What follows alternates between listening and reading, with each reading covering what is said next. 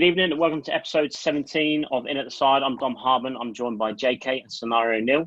And this evening we're joined by the man who does this.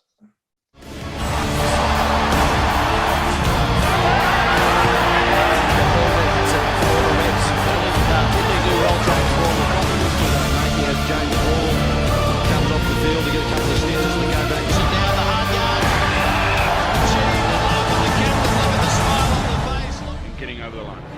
That kick beautifully taken by James Horwill. Great play by the captain. Yes, of course, we're joined by former Wallabies captain James Horwill. How are you this evening, James? Good, thanks, mate. How are you? Yeah, all good, thank you. What did you get up to during the lockdown then?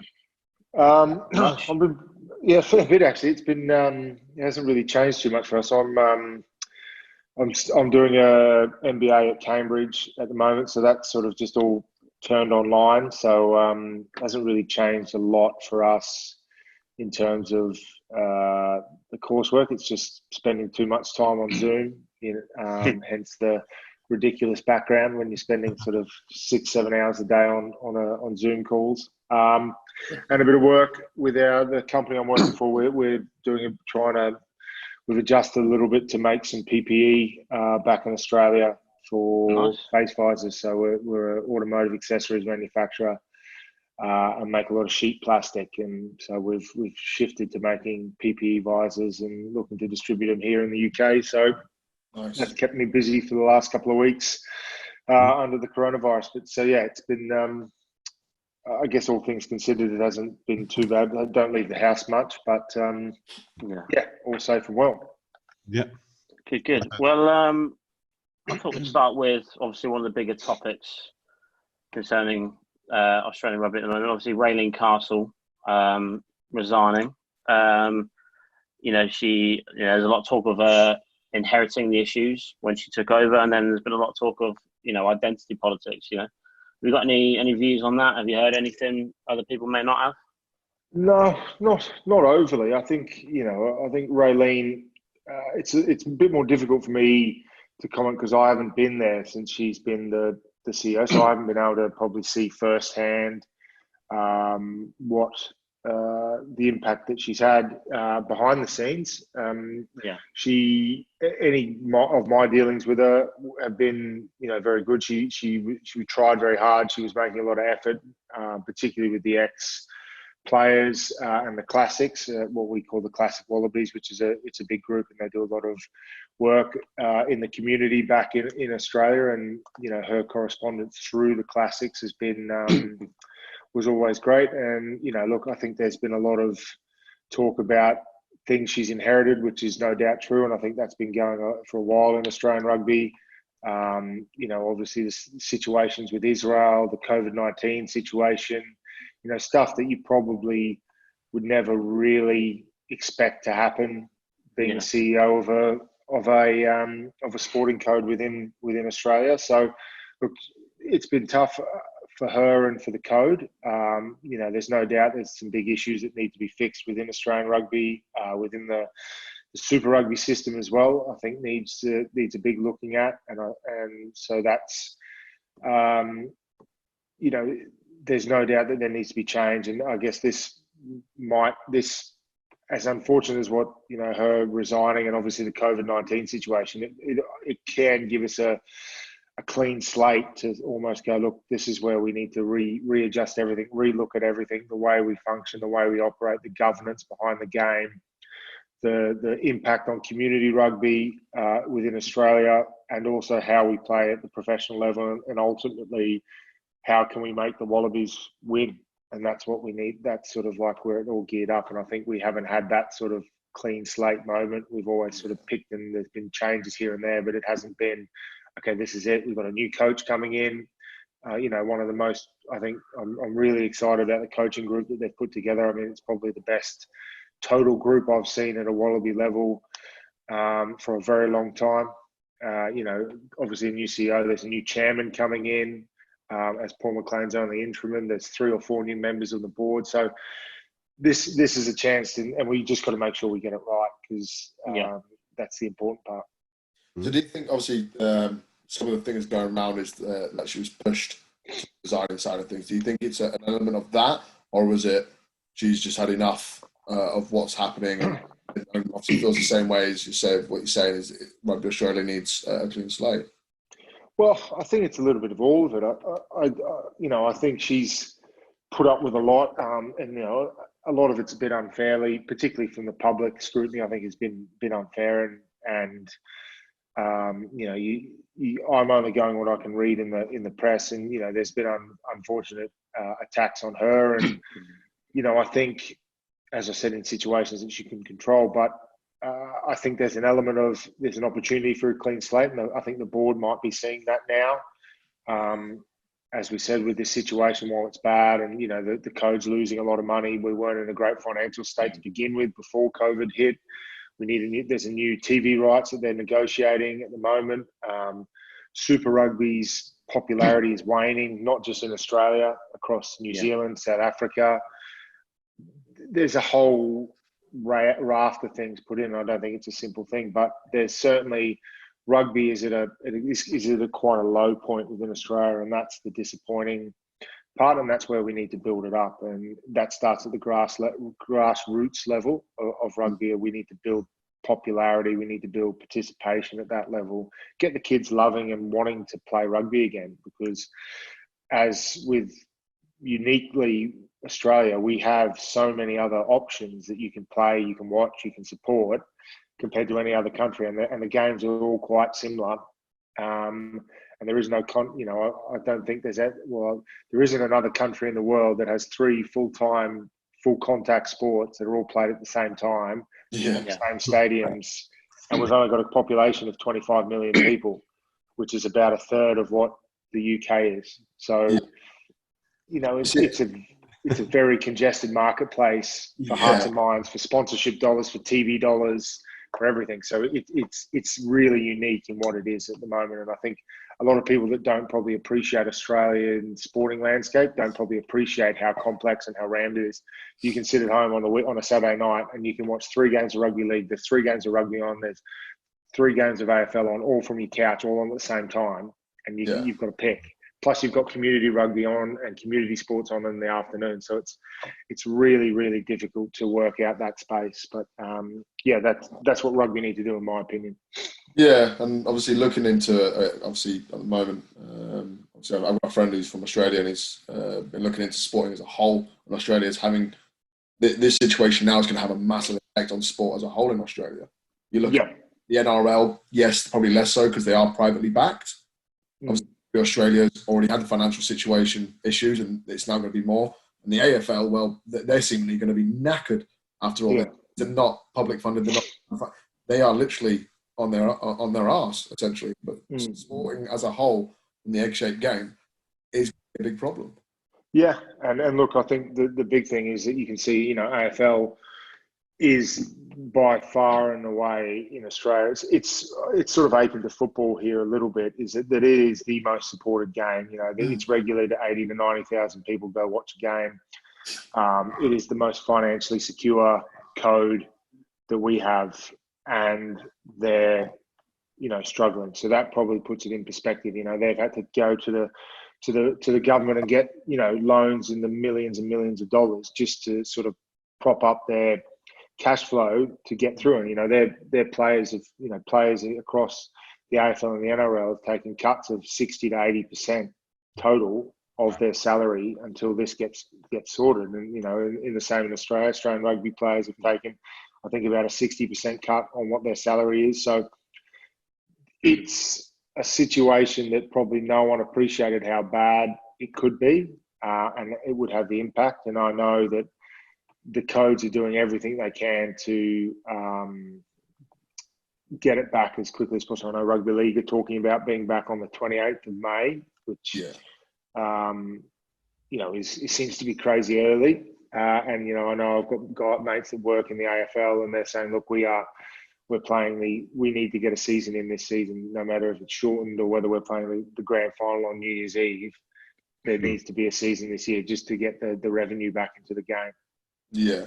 Yes, the thing, it's not just the teams that suffer, obviously, so it's the same worldwide. Any town that's, heavily into their sport, whether it be rugby, cricket, football, no matter what, they're going to feel the pinch. It's the knock-on effects, the families, the people that own the little businesses, and it's massively going to knock us for years. I think personally, for years to come, we're going to be sort of catching up financially, not just in the sporting world, but in every aspect. So it's scary times at the moment, but we hope it all goes back to normal. Yeah, look, I think you're right there, and I think the normality. I don't know how long that'll be. I think we'll see sport played with no fans, unfortunately, for a period of time, and I think that'll come the normality because, from a professional level, unfortunately, we might not see sport at a amateur or a grassroots level, which is the disappointing part because as we spoke about, we want the kids playing whatever sport it is, rugby, cricket, football, whatever they want to go out, get outside and not only for their own, well-being and health and fitness, but also from the social aspect, playing team sports, how beneficial that is for everyone. So look, the wide-ranging impact of this crisis, sport is probably where it's being magnified almost the most because it's something, and it shows you how much people like watching sport. So it sort of works both ways. It sort of makes the value of it go up, that people are like, I'll do anything to watch a game of football, a game of sport, live sport, just put it on. I don't care what it is, I'll watch it. Yeah. And also to the fact that, it's so fragile that a virus that is obviously catastrophic, and it just brought the whole sporting industry globally to its knees.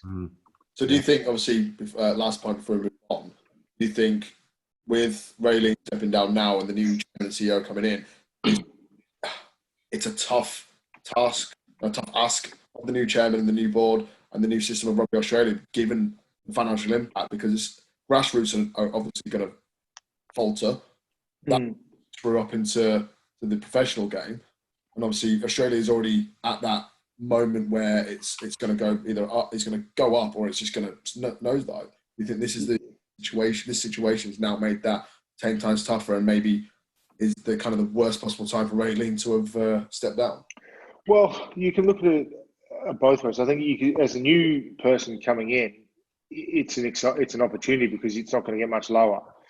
You're at the bottom now, basically, from a point of view with financially. No crowd, obviously, with this crisis going on, and you have almost a clean slate in front of you to renegotiate. You've got a new TV rights. So you're not inheriting someone else's TV rights that you've put together and might not have liked. You can look. They're talking about new structures for Super Rugby and what does that look like. You have an impact. You have a chance to alter what that might look like. So therefore, you don't have, look, I've inherited this, and it's not.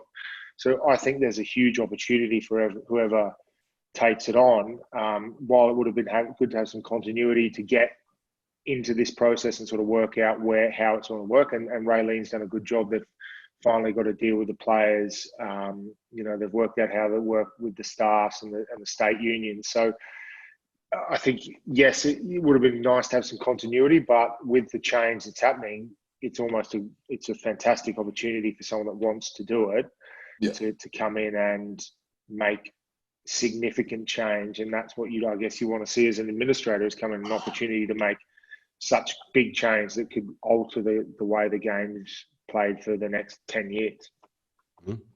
So Super Rugby, obviously, you talk about the numbers dwindling in the stadiums, TV viewing, is getting pretty low as well compared to what it has been. What would you say, sets it apart from the other two codes we discussed? Obviously, it's on the decline.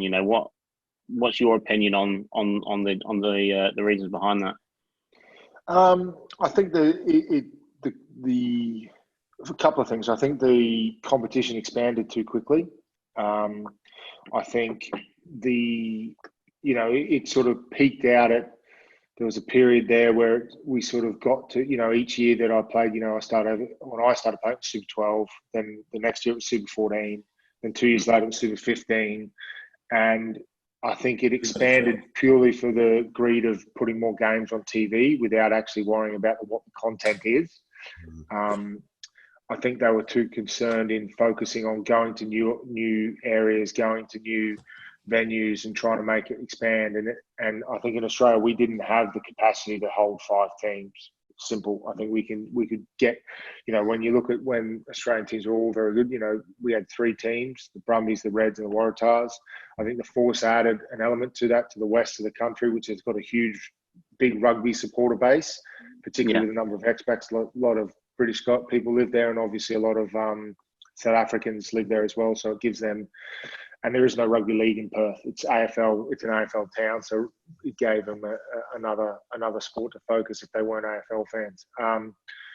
I think that and the convoluted way that the competition was run across different time zones made it really hard for people to follow.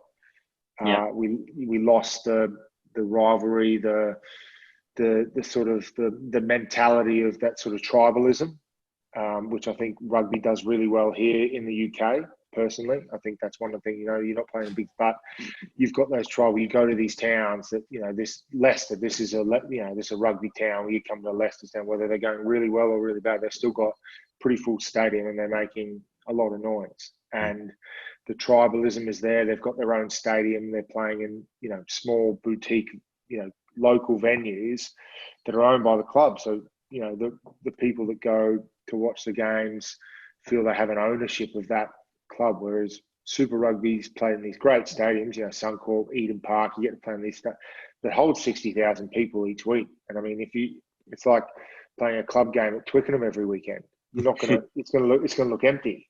Even if we played a Quins game or a Tigers game, like every week at Twickenham, you'd go, well, the stadium's empty. It looks there's no one there watching.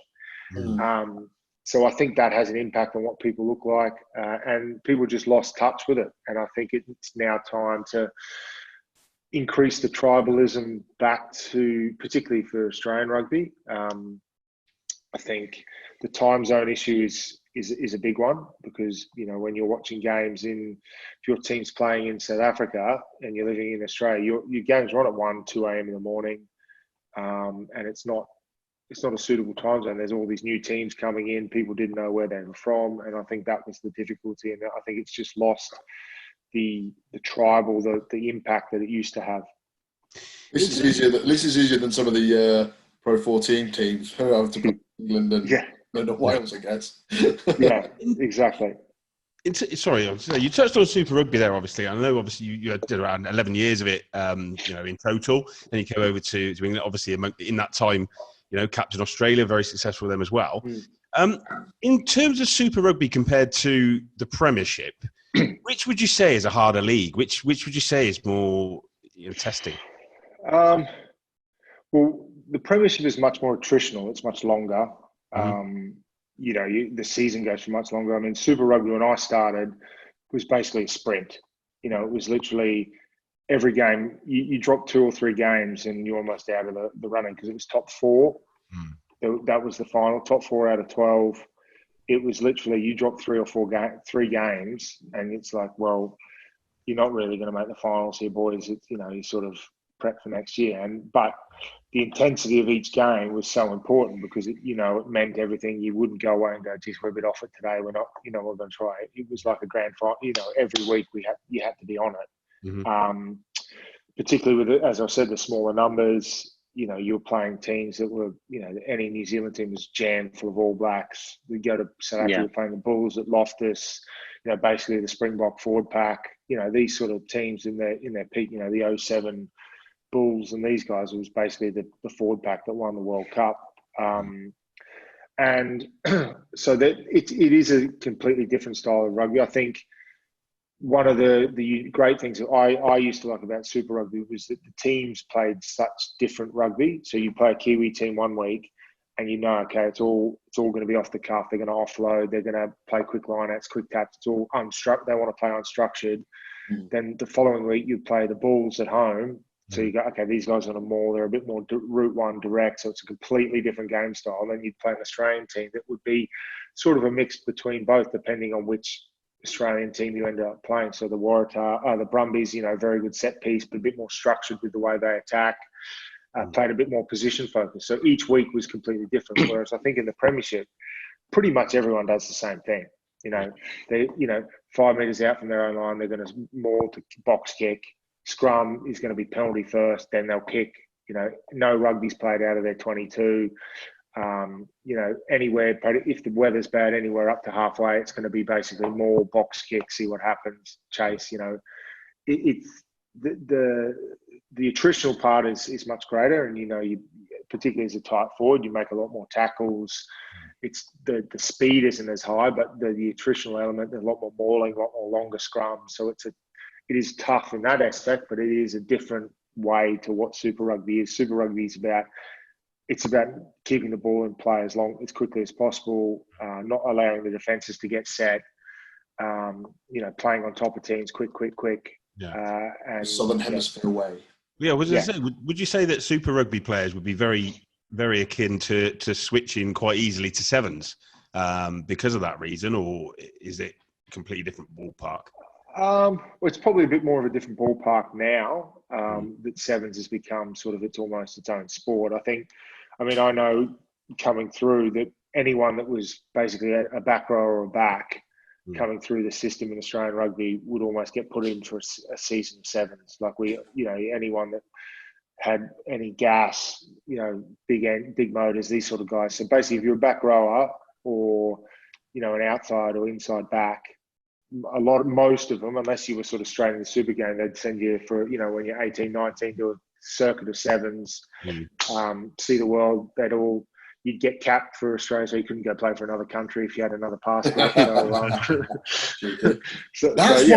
That's why most New Zealand players were sevens before they went to 50. Yeah, there's no doubt. They definitely. James O'Connor, I think, played for the sevens when he was like 17 or something. They basically, the day he left school, they just went, "Yeah, you're going to go play sevens now," because he had a South African passport and a New Zealand passport somehow. So. He could have played for anyone. And then they just went, yeah, you're going to play sevens. Now you can't play for anyone else. Excellent. So obviously, Queensland born and bred. Yeah. Big NRL area. Obviously, three NRL teams, Titans, Cowboys and Broncos. Yeah. What made you pick the correct rugby in the end? It's to be honest, I grew up playing AFL. I know that's so my dad and his family are all from Victoria, and Victoria AFL is like religion. That's what you do. And so I grew up in Queensland playing AFL, and it wasn't until I went to school. I went to a private school in Brisbane, and my body shape sort of suited to rugby. And I remember that I distinctly didn't want to play rugby. I wanted to continue playing AFL. I didn't like rugby. I didn't want to do it. And it was sort of like pushed on me a bit. Dad and mum were like, no, you're going to play. You'll enjoy it. My body shape suited it much more. And then that was it, basically. I never played rugby league. I used to play both AFL and rugby. So rugby was on a Saturday, AFL was on a Sunday, up until I was probably about 15, through school. And then, the school, it sort of took off, and then I just, loved it and was lucky enough to have a few different things fall my way, going through academies and new, opportunities arise, and I was able to take them when they came, and, I ended up playing professional rugby for 14, 15 years, which I never, ever thought would be the case. Nice.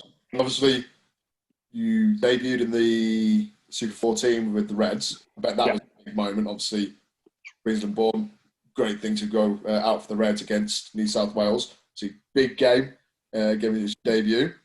You weren't actually in the original squad, were you?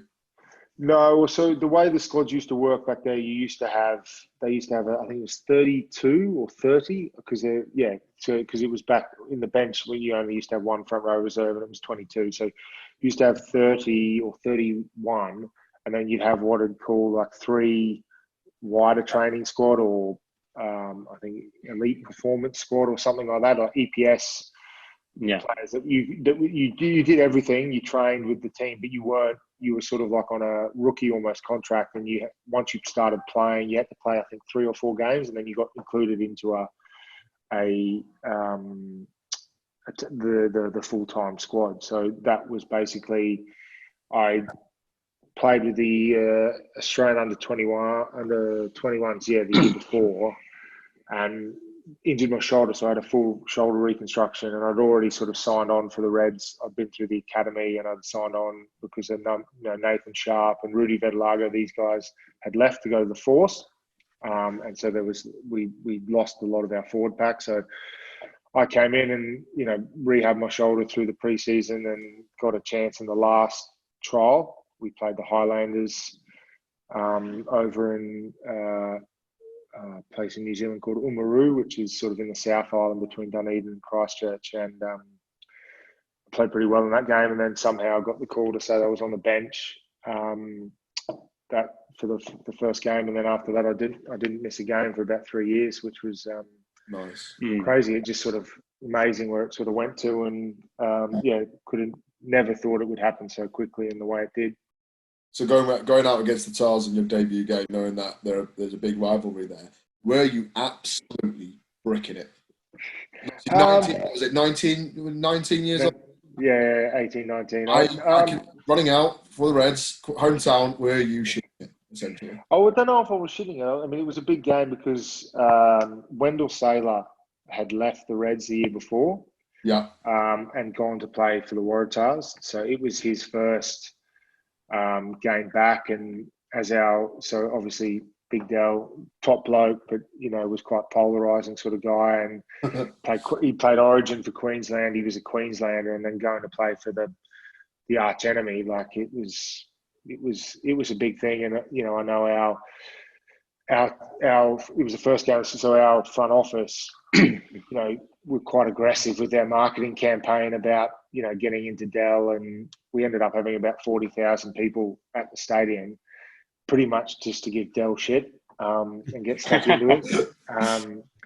And so it was a bit of a crazy time. And so, it's just more of excitement takes over, and you end up, I remember coming off the bench and for a blood bin like early in the first half.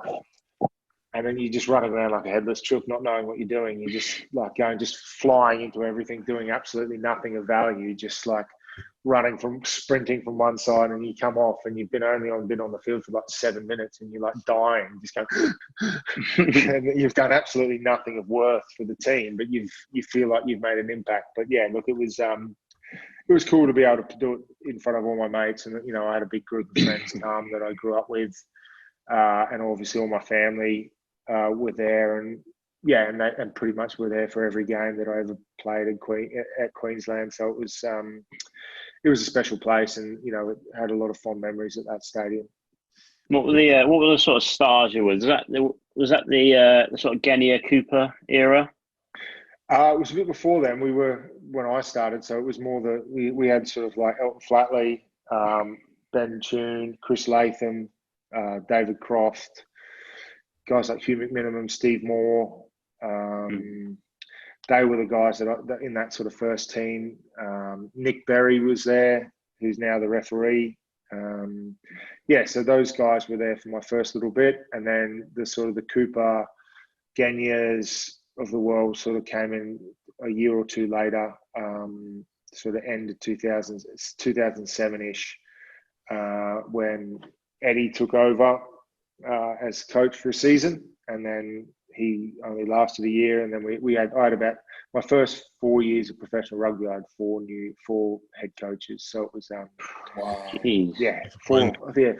first 5 years I had four coaches. Right. So, that's like the Premier League stats, isn't it? Yeah. I mean, we had 1 year, the guy at Simon, then Eddie came, he lasted a year, then Phil Mooney came for 2 years, 08-09. He lost his job, then Ewan McKenzie came, and he lasted, and then we were obviously quite successful under him, and then he got the Wallabies job, and then a new coach came in. Nice. So obviously you played for some massive teams. You obviously, including, we can't forget Australia, captain in Australia to, was it third place in 2011 at the World Cup? Is that? Yeah. Now, obviously, out of all these different experiences, the one you just explained there, and all the other ones you've had, what would you say would be your best rugby highlight to date? What really sticks with you? Would it be that first experience? Look, you can't sort of give away the first time you play for your country and first time you play for your state. Being a Queenslander, it was more than playing for a franchise. Queensland meant a lot to me. I mean, probably the highlight for me is winning the Super Rugby title in Queensland. That, I mean, obviously winning was amazing, and but I think the impact of where we'd come from as a group, we'd been through a lot of tumultuous time with the province. As I said, we had a number of coaches. I mean, Eddie's last game, we lost 92-3 to the Bulls in Loftus. Like we were almost the laughing stock of Australian, or definitely the laughing stock of Queensland sport, because at that time the AFL team had sort of come off three, early 2000s, 3 premierships in a row, made 4 grand finals. The Broncos, won I think in 2006. So we were like the laughing stock, the Reds, who cares about these guys? And then to be able to build up to the season, we had a lot of lean years. We brought in new guys, a lot of changing of coaches, and then to sort of all culminate in the 2011 season, where the start of the season, the stadium was underwater. We had huge floods through Brisbane that unfortunately took away masses of homes. It was the stadium itself, Suncorp Stadium, was under 2 meters of water. They had to redo all the change rooms. I mean, we were getting changed into mountables in the car park. And to then, the impact of the floods on Queensland, to then sort of create the momentum to get to basically, averaging 35,000 people per week at a ground, when we couldn't get 10,000 like 2-3 years before. We sold out, the final home game, the semi-final and the final at home, 52,000 people. At the time, set a record for the biggest crowd ever at Suncorp Stadium. And I mean, it was just a culmination of all that put together. And I know the effort that had gone into it from everyone made it just such a special time. And I think that, to me, has been my fondest memory, because one of the achievement with the people I did it with, because these are the guys that we'd played together since sort of, a lot of us sort of 08. A lot of the guys had played together, and these are guys that I'm still very, very close with to this day. And I think that's what makes it, that special. And it's something that I'll never forget, that's for sure. Awesome. So obviously, you got the chance to captain the side in 2013 against the mighty Lions. Yeah. Not biased in the slightest. Victory. Obviously, and again, I'm obviously bringing this up, marred by a bit of controversy on your, I believe. Obviously, it is noted, controversially dropped charges for the Alwyn Jones, which I will never condone in a public forum, privately elsewhere. But obviously, how was that? Obviously, captaining that side with some great names in the team against the Lions. Obviously, it's quite a big thing. Yeah, look, I think, first of all, the Lions, the whole Lions experience is awesome. And I think the whole concept needs to continue. I think, there's been a lot of talk that it should change. I think it's one of the last true rugby traditions that, with the midweek games, the travelling support that they get, and I think, living here in the UK, I sort of experienced it from the other side in 2017, and then there's obviously the build up to the 2021 next year in South Africa. Happens every 4 years. For the country that it goes to, it only happens every 12 years. So realistically, you're only ever going to get one chance to do it as a player. I mean, I think George Smith is the only player ever to play in 2 Lions series in 2001 and 2013. So the specialty of it is not lost on the guys that you're playing against, because it's, this is the once in your career. You get one shot at this. It's not like World Cups. Most, if you feel that you can keep your body going, you could get a couple of, guys played 3 World Cups, no problems. Bledisloes, these sort of things, they come around every year. This is once.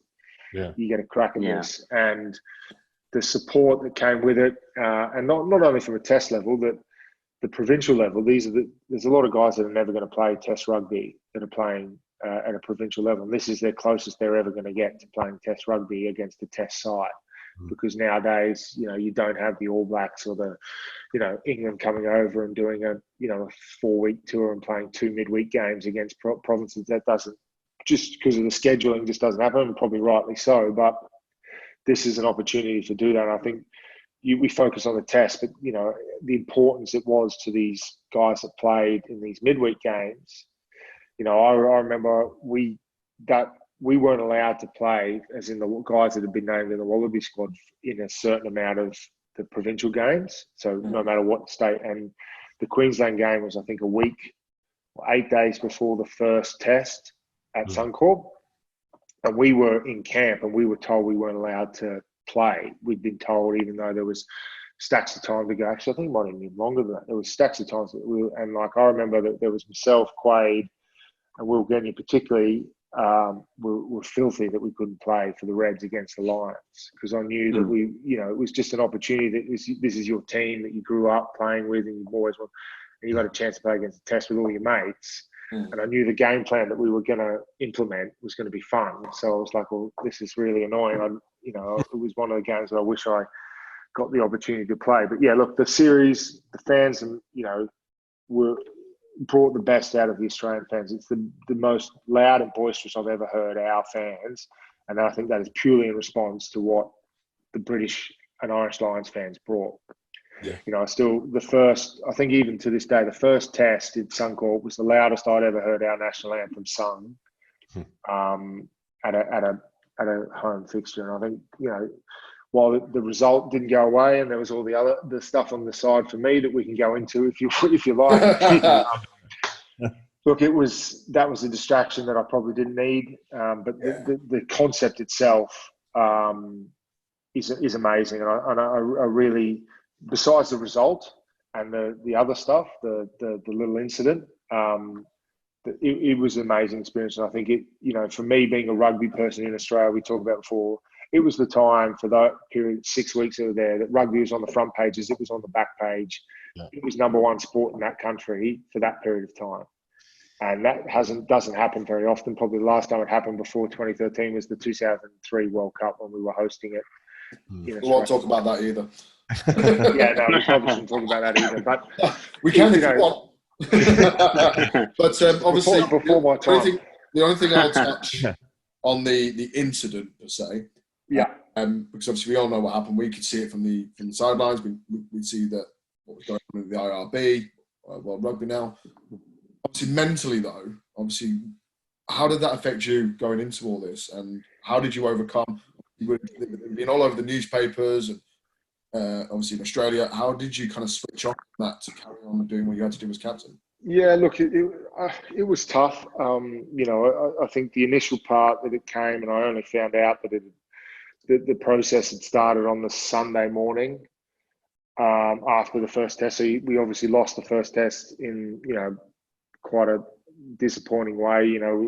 We felt we were on top at the end. We had a kick to and it KB slips over, which happens in life, and so it was a bit of a down. We're like, okay, you're still a bit flat from the game.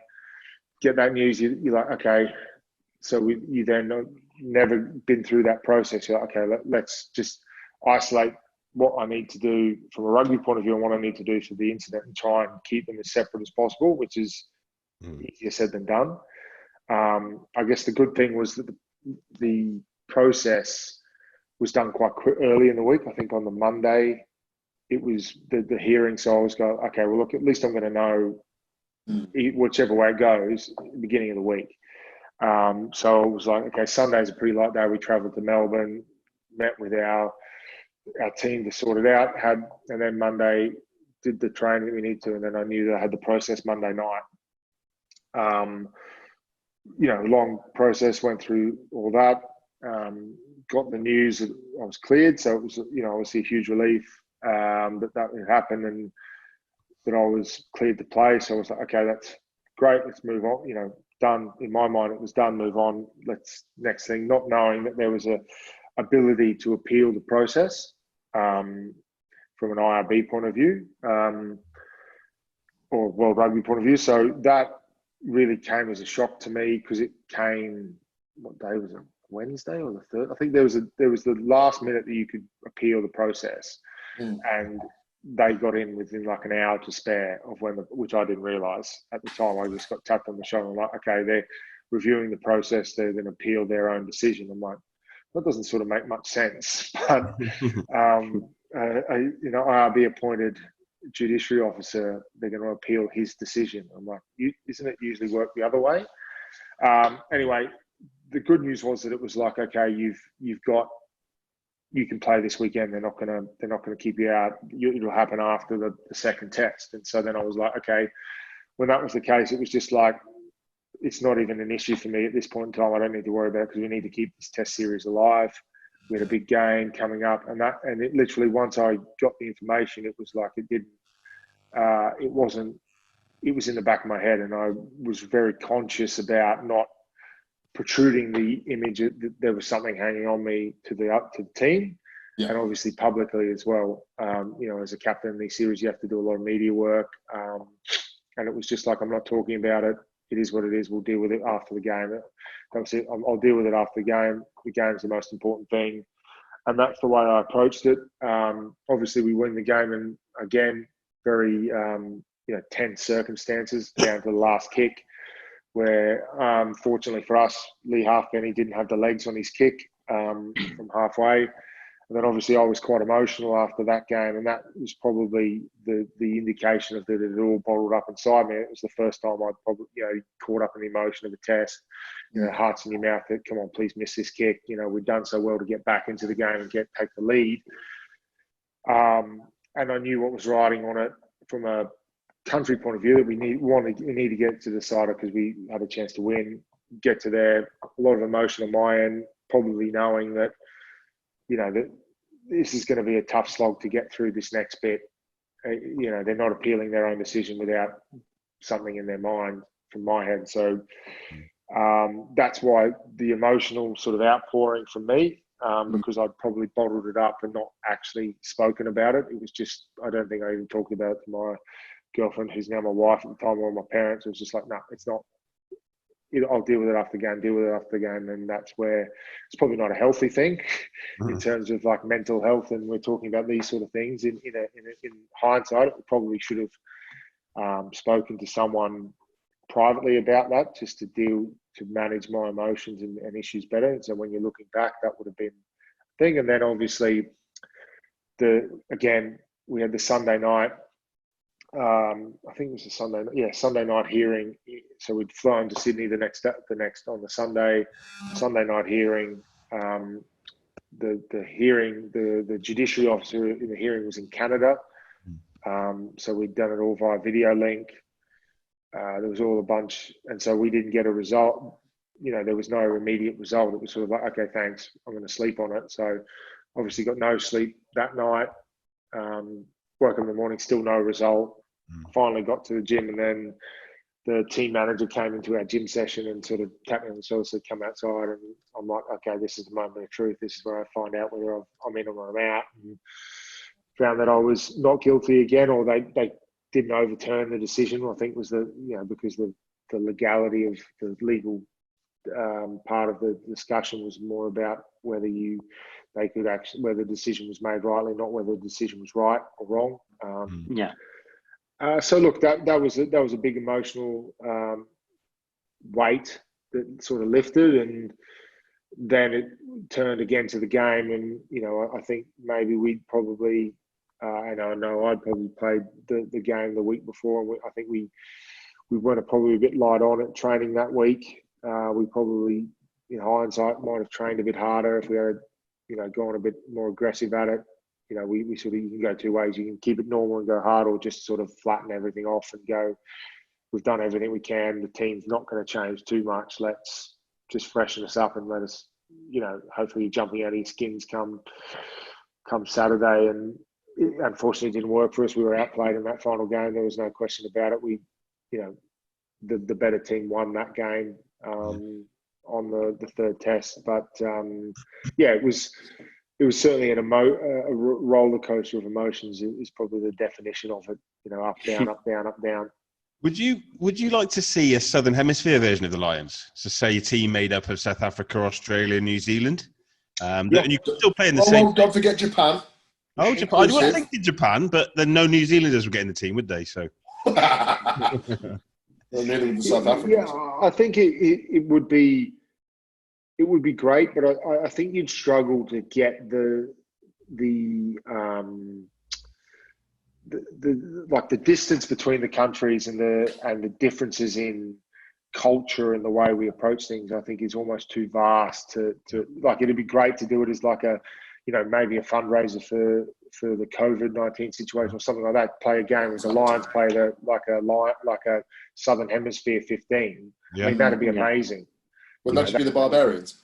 Like basically, you can play the Barbarians, but like make it like not an actual Barbars week where you're on the drink for 7 days before a test. Actually go, let's treat it seriously and go at it pretty hard. But look, I think then get on the drink after. Then get on the drink for a week afterwards. Go all Andy Good on it.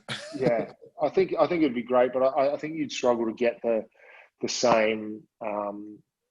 I guess the countries probably don't have the same historical camaraderie, but also the conflict that the British and Irish countries have. The England, Wales, like we hate each other, but we really sort of like each other as well at the same time, and it's sort of we love to hate each other. We love to hate each other, sort of a thing, and everyone hates the English, and it's just, but we all get together for this one thing, and that's what we've agreed to do. It's we don't care. It's this red jersey binds us all, and I think you'd struggle to get that initially with the Southern Hemisphere, but I think it would be great to see from a spectator's point of view. Yeah. So obviously, fast forward, current Australia team, 2019 World Cup. Do you think it went as well as it could do? Obviously, I was happy with the England game because it was the day my son was born, so he came into the world on that day, which I was very happy with. But do you think they met expectations, exceeded, or do you think they just fell short of what was expected of them? I think one thing with Australian sport, and particularly rugby, cricket, rugby league, to an essence, they're probably the three main international sports from a male point of view. Obviously, the women's rugby and women's netball and these sort of football has obviously grown in stature in Australia, and even men's football as well, because we've been at the last, probably since 2006, have been in the World Cups. Previous to that, I don't think we'd had been in the World Cup final for a long time. Particularly rugby, when you go to big sport, the Australian public expect you to win. It's what they don't like that. I mean, they might think in their back, I don't know if they can win, but the expectation is to get as close to winning as possible.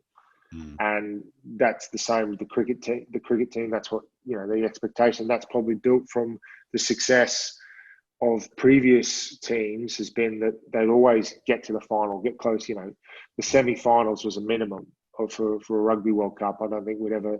I think 2007 was the first time we'd fallen short of the semi-finals at any World Cup. I think, except maybe 95 we fell to in the quarters. But the expectation was that you win. So I think the falling out in the quarters is probably seen as underperforming a bit from the Australian public. Now, whether they should have, I think they beat Wales in that pool match, then maybe it's a different story. Maybe they do get to the semis. I don't think they were ever going to beat England, unfortunately, on that day. I think England, showed how well they played when they beat Australia, and then obviously beat the All Blacks. And probably their English rugby is one of the best ever performances that they've played ever. I think I've seen. I mean, I watched that game, and it was as good as I'd seen a team play in a long, long time.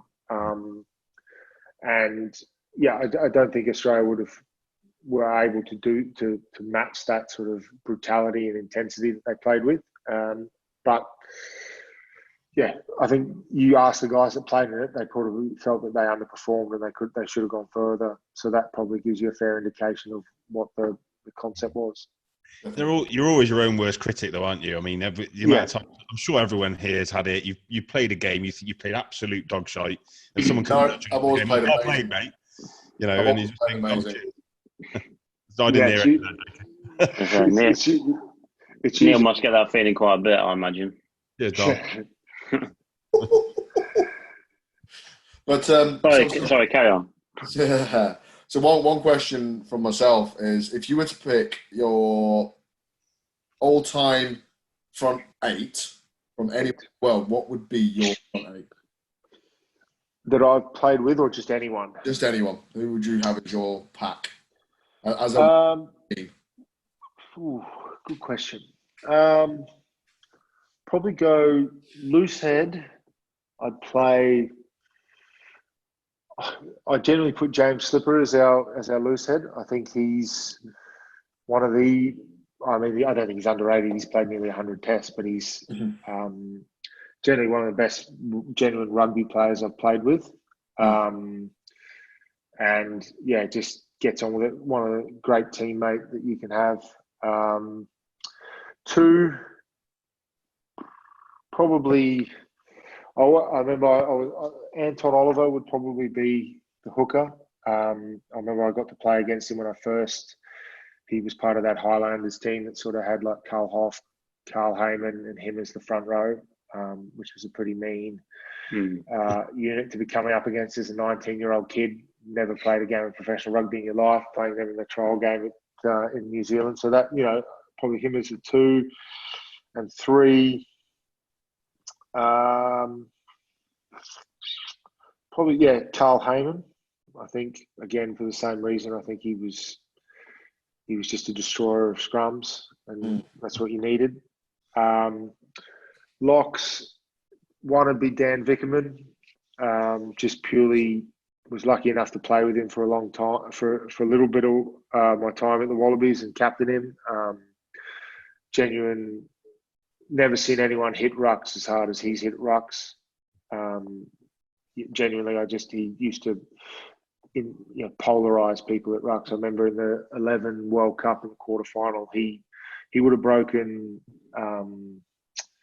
what's his name? The open side for South Africa. He was at Northampton. I've just had a mental blank. Short guy over the ball, number 7. Oh, sorry, I've just had a. Come on, Don, you're in Northampton. You should know this. I'm a Bath fan, mate. I'm a Bath fan. What's his name? I can't. I've just really he used to wear a headgear, played for the Cheetahs. I'm looking at his face. He was Brousseau. And literally would have broken probably about 3 of his ribs in a legal clean out. I just remember he hit him, and then I just heard this whelp at the breakdown, and this Vic's got to go. So I got him. He's gone. He's not going to bother us for the rest of the game. And sure be it, he got taken off. I think he busted about 3 of his ribs just purely from a legal clear out. So Vic's would definitely be one, and the other lock. I mean, I'm sort of going with people I've played either against or with to narrow it down. Otherwise, it's too broad. Probably Victor. It's nice to have a balance. I mean, Vic's is sort of your brute force, and Victor, best line-out operator I've played against. Keeps it calm and cool and collected. Yeah, he was.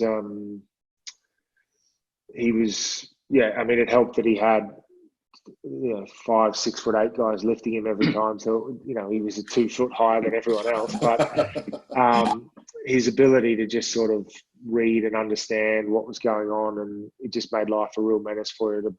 Anytime you knew you were coming up against either the Bulls or the Springboks and he was playing, you used to spend so much more time on analysis on how to break down his defence and what he was doing, and you still couldn't stop what he was doing. So, yeah, I'd probably go with him. Back row. 6, I'd go with a guy called, I don't know if you remember, a guy called Hugh McMiniman. Played for the Reds and for the Wallabies. His nickname was Madness. Why was that? I wonder why. He was a proper lunatic. Literally, I mean, had so many injuries before, that hampered his international and state and rugby career. Ended up playing in Japan for a long time, but he just used to annihilate people. Grabbed the game by the scruff of the necks. Played a bit of lock, that sort of tall, ranging 6 role that I guess Courtney Lawes sort of Marrow played. That he was a lot more out of control than those two. But I don't know. Courtney Lawes can be out of control sometimes. Yeah, I think Courtney's a bit more measured with what he does. This guy was proper out of control in a good way. Guy, you're glad he was on your team. Yeah. So yeah, him at 6, 7.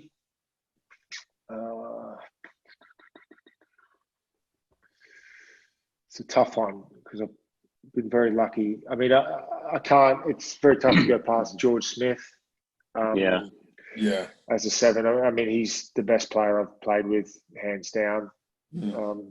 He could literally play anywhere on the on a rugby field and do a job for you. I mean, I think I remember him stepping in inside centre once in a Test match and didn't lose anything. So, look, he's the probably one guy I'd call a freak on a rugby field. He's just an out and out freak. So he's my 7, 8.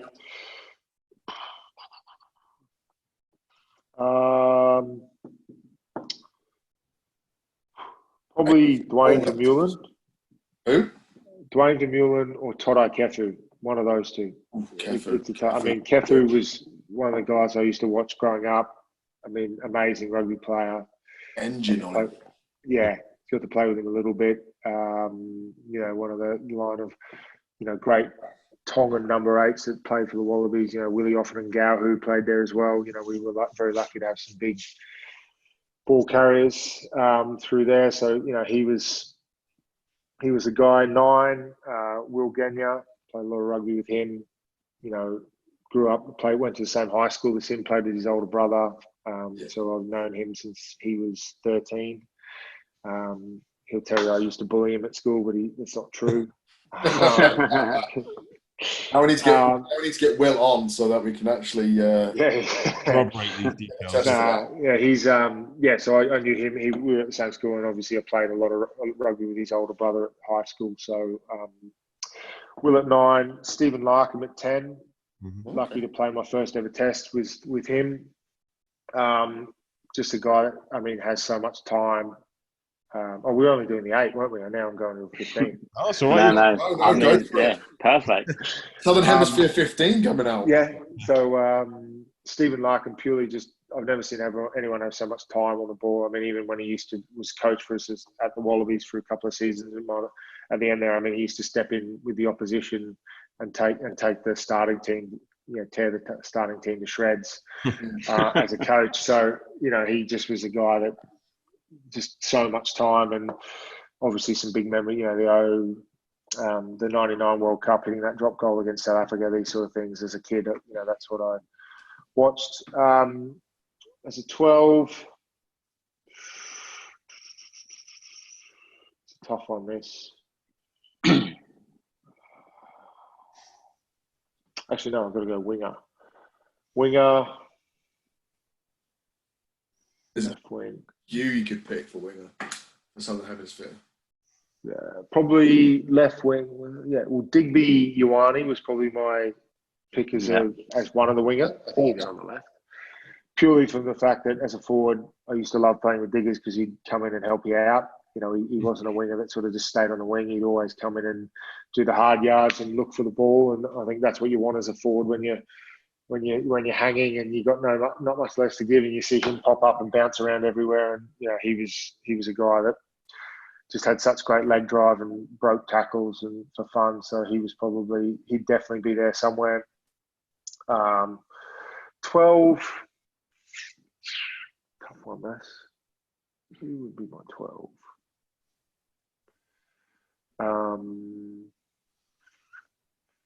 I'll come back to 12. I can't really think. 13 would be Conrad Smith. Yeah. Just the guy that looked so unassuming on a rugby field, but was so good. He just did the right thing at the right time. And I think it was sort of that glue that kept that All Blacks backline together. Other winger,